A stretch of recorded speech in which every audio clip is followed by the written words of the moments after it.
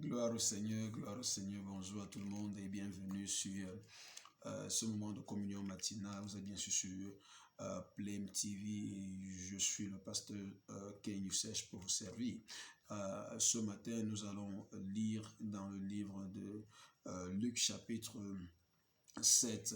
Alors, le jour suivant, nous sommes à partir du verset 11, s'il vous plaît. Alors, le jour suivant, Jésus alla dans une ville appelée Nîmes. Ses disciples et une grande foule faisaient route avec lui. Lorsqu'il fut près de la porte de la ville, voici, on portait en terre un mort, fils unique de sa mère, qui était veuve. Et il y avait avec elle beaucoup de gens de la ville.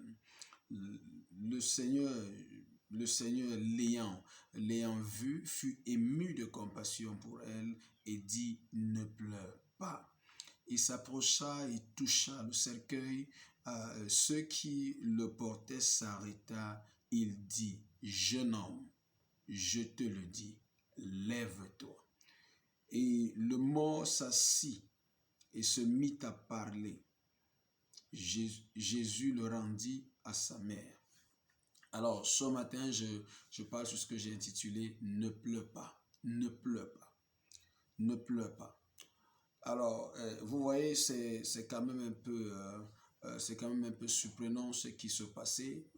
Et la Bible dit que Jésus-Christ entre dans une ville et trouve une femme. Et cette femme est en pleurs, elle est en larmes. Et pourquoi? Parce qu'elle a perdu son espoir de vie, elle a perdu son fils unique. Je voudrais que tu réalises que être veuve, déjà, c'était un problème, c'est-à-dire qu'elle avait perdu une personne importante de sa vie, c'est-à-dire son mari. Et maintenant, c'est le tour de son fils. Et tu vois, elle était dans une tristesse profonde, ce qui est tout à fait normal.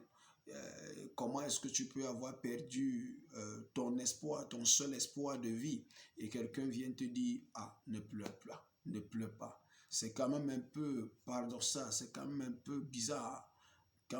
Lorsqu'on se trouve dans une situation de tristesse profonde, lorsqu'on se trouve dans une situation de désespoir, lorsqu'on se trouve dans une situation d'abattement, et puis quelqu'un vient te dire ne pleure pas, ne pleure pas. Donc c'était un peu bizarre. Comment est-ce qu'elle peut faire pour ne pas pleurer? Mais la Bible dit que Jésus était rempli de compassion. Il était rempli de compassion pour elle. Il était rempli de compassion pour elle. Voilà pourquoi il a dit ne pleure pas. Donc, numéro 1, Jésus était rempli de compassion pour elle. Je parle à quelqu'un ce matin, je ne sais pas ce que tu as perdu et qui t'affecte terriblement, qui te fait pleurer, qui te fait gémir et tu passes des nuits sans sommeil. Je suis là ce matin pour te dire ne pleure pas. Tu as certainement pleuré pendant longtemps. Tu t'es lamenté sur ton sort pendant longtemps. Tu t'es apitoyé sur ton sort pendant longtemps. Tu as passé le temps à pleurer et à gémir par rapport à ça. Mais ce matin, le Seigneur te dit, ne pleure pas. Ne pleure pas. Maintenant, regardons pourquoi est-ce que Jésus pouvait dire ne pleure pas. Numéro 1, la Bible dit qu'il était rempli de compassion pour elle. Ça voudrait dire, lorsque quelqu'un a de la compassion pour toi, ça voudrait dire que la personne porte ton fardeau. La personne a mal pour toi. La personne t'aide à porter le fardeau. Et Jésus-Christ est celui qui a la capacité de nous aider à porter nos fardeaux, quel que soit le fardeau. Numéro 1, il a dit, venez à moi, vous tous qui êtes chargés et fatigués. Il dit, je vous donnerai du repos. Numéro 2, l'apôtre a dit, déposez sur lui, tous vos fardeaux. Il dit déposez sur lui tous vos fardeaux. Alors Jésus a la capacité de porter ton fardeau.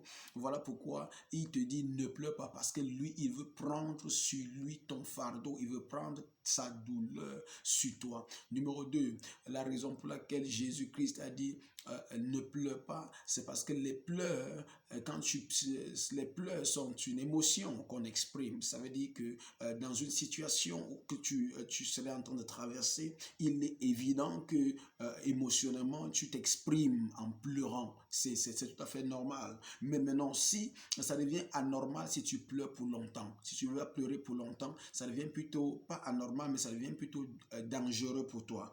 Et en quoi est-ce que ça devient dangereux? Vous savez, l'œil est un organe très important. L'œil est un organe très important dans la vie de l'homme. La Bible dit que l'œil, c'est la lampe de ton corps. Ça voudrait dire que si ton œil est en mauvais état, alors toi-même tu serais dans la tristesse. Et la Bible dit également que si ton œil est en mauvais état, ton corps tout entier sera dans les ténèbres. Et donc, quand il dit ne pleure pas, c'est parce qu'il savait que trop pleurer devrait l'empêcher d'apprécier l'opportunité qui se présentait à elle. Trop pleurer devrait l'empêcher de contempler ce que le Seigneur était sur le point de faire. Trop pleurer, vous savez, lorsque tu pleures beaucoup, ça affecte ta vue, et les larmes affectent ta vue et ça t'empêche de voir plus loin. Pendant que tu pleures, tu ne peux pas apprécier ce qui est devant toi parce que les larmes vont grouiller ta vue.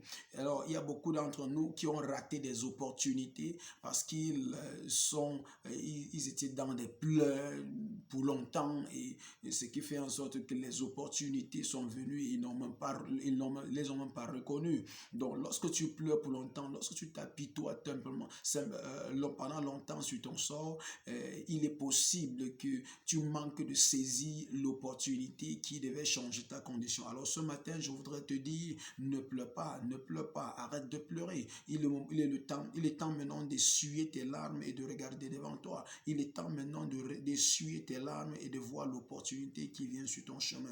Alors troisièmement, Jésus-Christ a dit, ne pleure pas parce qu'il savait qu'il est l'espoir des sans-espoir.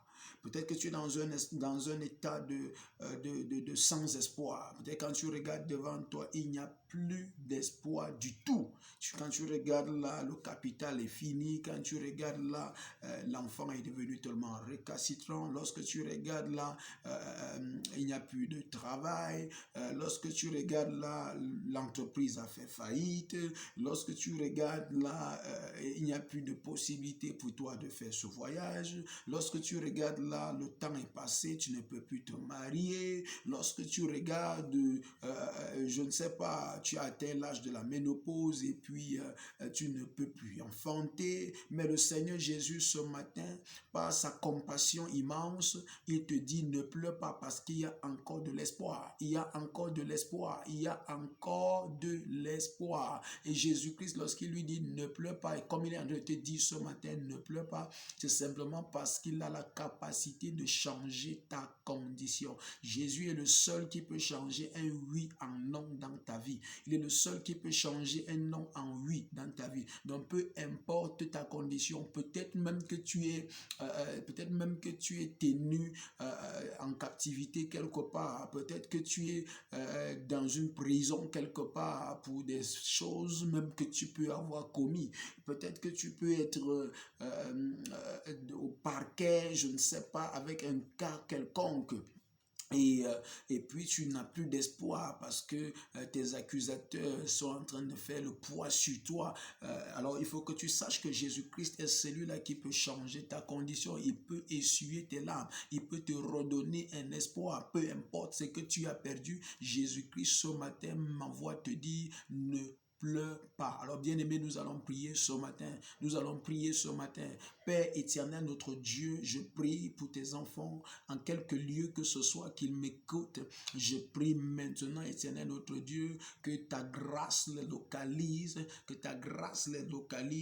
et que toute douleur qu'ils ont expérimentée par une perte quelconque, Seigneur, soit ôtée de leur cœur au nom puissant de Jésus, car tu es l'Éternel qui guérit. Tu es celui-là qui est venu au Seigneur Jésus-Christ de Nazareth pour guérir les cœurs brisés. Tu es venu guérir les cœurs. Et ce matin, Éternel, notre Dieu, je parle au cœur de quelqu'un et je communique la guérison, je communique l'espoir, je communique la vie maintenant au nom de Jésus. Seigneur, je déclare et je décrète que quel que soit ce qui les a attristés, quel que soit ce qui les a empêchés, de connaître la joie, de connaître le bonheur, quel que soit ce que Satan les a volés, Seigneur, je déclare maintenant ce matin une restauration prompte au nom de Jésus. Peut-être ce que Satan t'a volé est physique, peut-être ce qui t'a volé est matériel, peut-être ce qui t'a volé est spirituel, peut-être ce qui t'a volé est financier. Je ne sais pas ce que tu as perdu qui te met dans une tristesse profonde. Ce matin, le Seigneur te dit, ne pleure pas. Il dit, ne pleure pas. Il dit, ne pleure pas. Il dit, ne pleure pas, car ta restauration arrive. Il dit, ne pleure pas. Il dit, ne pleure pas. Il dit, ne pleure pas. Essuie tes larmes, bien-aimé. Essuie tes larmes. Arrête de t'apitoyer sur ton sort. Peu importe ce que tu as perdu. Peut-être que tu es également veuve. Peut-être que tu viens de perdre un être cher. Et la douleur est grande dans ton cœur. Le Seigneur Jésus enlève cette douleur ce matin. Il te console. Il dit, il te console et il te restaure. Il restaure ta joie au nom puissant et souverain du Seigneur Jésus-Christ. Reçois ta restauration ce matin. Reçois la paix du Christ qui surpasse tout entendement ce matin. Je dis, reçois maintenant, quel que soit ce que tu as perdu, peut-être c'est ta santé, peut-être c'est un organe de ton corps que tu as perdu. Je déclare que la vie est restaurée dans cet organe. Je déclare que la santé est restaurée maintenant au nom puissant de Jésus-Christ de Nazareth. Nous avons prié. Amen.